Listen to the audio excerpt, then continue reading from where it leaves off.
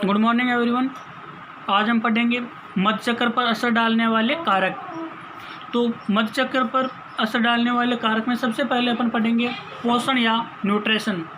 तो न्यूट्रिशन है जो पशु के मधुचक्र पर बहुत अधिक प्रभाव डालता है। यानी कि जब अपन पशु को या तो संतुलित आहार नहीं देते हैं या आहार कम मात्रा में देते हैं तो पशु को जो भी ऊर्जा की आवश्यकता होती है वो पर्याप्त मात्रा में ऊर्जा नहीं मिल पाती है। और अगर पशु के आहार में जैसे phosphorus, cobalt, copper, iron, iodine वो प्रोटीन की कमी होती है तो उसमें जो भी हार्मोन है आपके वो पर्याप्त मात्रा में नहीं स्रावित हो पाते। और जब खनिज लवणों की मात्रा कम हो जाती है पशु शरीर में या मिनरल मिक्सचर की कमी हो जाती है तो पशु समय पर हीट में नहीं आ पाता है। दूसरा, अगर अपन पशु को आहार में या उसके बाँट वगैरह में नमक भी कम खिलाते हैं या नहीं खिलाते हैं और पशु शरीर में सोडियम क्लोराइड की कमी हो जाती है तो पशु समय पर हीट में नहीं आ पाता है। यह भी एक अहम कारण होता है। दूसरा, आपकी वातावरणीय रोशनी, यानी कि पशु है जो कई प्रकार के होते हैं। बहुत से पशु ऐसे होते हैं जो अंधेरे में जिनको ज़्यादा रखते हैं तो वो जल्दी हीट में आते हैं। कई पशु ऐसे होते हैं जिनको दिन की रोशनी में ज़्यादा रखना पड़ता है। कई पशु ठंडे प्रदेशों में रहने वाले होते हैं, कई पशु गर्म प्रदेश में रहने वाले होते हैं। तो ये कारक है वो भी मधुचक्र को प्रभावित करता है। तो वातावरणीय रोशनी से क्या फ़र्क पड़ता है कि कुछ पशु प्रजननकालीन होते हैं, यानी ऋतु विशेष में ही हीट में आते हैं तो उनमें ऋतुकाल में ही मध में आता है, जैसे भेड़, बकरी, सुअरी आदि। लेकिन कुछ पशु पॉलीएस्ट्रस होते हैं और जो पशु पॉलीएस्ट्रस होते हैं वो पशु तब तक ताव में आते रहते हैं जब तक वो गर्भित नहीं हो जाते।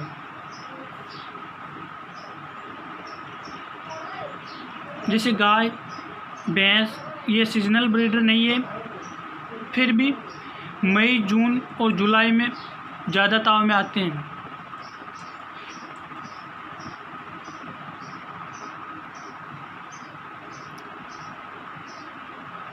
इसका कारण है कि गाय को मध के लिए दिन की ज़्यादा रोशनी की आवश्यकता होती है और मई जून के महीने में जो आपके दिन बड़े होते हैं और उनको दिन की रोशनी ज़्यादा मिलती है। और भेड़, बकरी जो और भेड़ और सुअरी है इसके लिए विपरीत परिस्थिति की आवश्यकता होती है। ये जो मध में आने के लिए कम रोशनी की आवश्यकता होती है। जब इनको रोशनी कम मिलती है तो ये जल्दी मध में आती है। तो जैसे अपन शीत ऋतु या बरसात का मौसम होता है तो उस टाइम क्या होता है कि शीत ऋतु में दिन छोटे होते हैं और उनको दिन की रोशनी कम मिल पाती है, इसलिए आपके भेड़ और स्वैन वगैरह है जो सर्दी के मौसम में ज़्यादा हीट में आते हैं। इसलिए भेड़ और स्वाइन है जो नवंबर दिसंबर में ज़्यादा मध में आते हैं। इस रोशनी का असर है जो आँखों के माध्यम से हाइपोथैलेमस पर पड़ता है और हाइपोथैलेमस से GnRH हार्मोन स्रावित होता है और यह हार्मोन पीयूष ग्रंथि के अग्रभाग से FSH हार्मोन के स्राव को प्रेरित करता है। और जब FSH हार्मोन पर्याप्त मात्रा में स्रावित होता है तो ग्राफिन फॉलिकल का विकास शुरू हो जाता है और ग्राफिन फॉलिकल का विकास होगा तो ब्लड में एस्ट्रोजन हार्मोन की मात्रा बढ़ जाती है और एस्ट्रोजन हार्मोन की मात्रा बढ़ने के कारण पशु ताव में आ जाता है। नेक्स्ट आपके वातावरणीय तापमान, यानी जब वातावरण का तापमान कम होता है या अधिक होता है तो उसे जो आपकी थायराइड ग्रंथि है उसकी गतिविधियाँ प्रभावित होती है। और ये थायराइड ग्रंथि है जो अप्रत्यक्ष रूप से मध पर असर डालती है, इसलिए यह ग्रीष्म ऋतु में मध में नहीं आते हैं और इसमें ग्रीष्म बांझपन कहते हैं। जो आपकी भेड़ और सुअरी है जो ग्रीष्म ऋतु में मध में नहीं आती है और ग्रीष्म ऋतु में मध में नहीं आने के कारण इसे ग्रीष्म बांझपन भी कहते हैं या गर्मी का बांझपन भी कहते हैं। क्यों? क्योंकि इनमें जो थायराइड ग्रंथि है वो कम एक्टिव रहती है गर्मी के मौसम में। तो थायराइड ग्रंथि है उससे भी थायराइड स्टिमुलेटिंग हार्मोन स्रावित होता है जो भी मध पर असर डालता है। नेक्स्ट कारक है आपका एज या उम्र, और ये सबसे महत्वपूर्ण कारक है। यानी जब बछड़ी है जो चाहे वो गाय की हो चाहे भैंस की हो, और सुअरी के बच्चे को गिल्ट कहते हैं। बछड़ी व सुअरी में मध्यचक्र व मध्यकाल छोटा होता है, लेकिन कुछ गाय व वयस्क सुअरी में बड़ा होता है। इसका कारण यह भी हो सकता है कि वृद्ध पशु आहार पर्याप्त मात्रा में नहीं खा पाते, इसलिए पशु एस्ट्रस में नहीं आता है या ताव में नहीं आता है।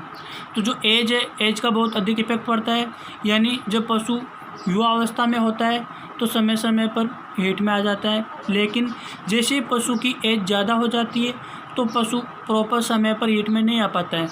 क्योंकि पशु के आहार खाने और उसे पचाने की मात्रा है जो कम हो जाती है, उसका डाइजेस्टिव सिस्टम है जो कमज़ोर होने लग जाता है, और पशु के जो भी आवश्यक न्यूट्रिएंट होते हैं वो पर्याप्त मात्रा में नहीं मिल पाते हैं। और जब पशु को संतुलित या पौष्टिक आहार नहीं मिल पाता है तो पशु समय पर हीट में नहीं आता है। नेक्स्ट आपको कि पशु को यूज में लेने का ढंग। अगर अपन पशु को या तो बोझा ढोने के काम में लेते हैं, और या जैसे अगर घोड़ी वगैरह है तो उसको दौड़ने के लिए काम में लेते हैं, तो उनमें मध्य जो अनियमित आता है, पशु अनियमित ही ताव में आता है, समय पर ताव में नहीं आ पाता है। नेक्स्ट है सिस्टेमिक डिजीज। अगर पशु के कोई तंत्र से संबंधित बीमारी है तो भी पशु समय पर हीट में नहीं आता है। तो देखते हैं कि अगर पशु के जॉन्डिस, टीबी, खाज खुजली व एक्टिनोमाइकोसिस जैसी बीमारी है तो पशु समय पर हीट में नहीं आ पाता है। दूसरा है अगर पशु के पायोमेट्रा, फीटल मैसिरेशन, मम्मीफिकेशन व कोई पेस्टिसाइड की वजह से कार्पस ल्यूटेम वगैरह में इन्फेक्शन हो गया तो उसकी वजह से भी पशु हीट में नहीं आ पाता है। नेक्स्ट है एंडोक्राइन प्रभाविता या एंडोक्राइन इफेक्टिविटी, एंडोक्राइन प्रभाविकता। एंडोक्राइन प्रभाविकता में है आपके nymphomania, silent heat, excessive use of oxytetracycline injection. यानी या तो पशु में निम्फोमेनिया कंडीशन है, या पशु हीट में तो आता है लेकिन बाह्य लक्षण प्रदर्शित नहीं करता, आवाज़ नहीं करता, साइलेंट हीट प्रदर्शित करता है। और अपन जब आवश्यकता से ज़्यादा किसी औषधि का उपयोग करते हैं तो भी पशु हीट में नहीं आ पाता है। नेक्स्ट है गर्भकाल। यानी जब पशु गर्भित होता है तो उसका जब तक गर्भकाल पूरा नहीं होगा, प्रसव क्रिया नहीं हो जाएगी, तब तक पशु दोबारा हीट में नहीं आएगा।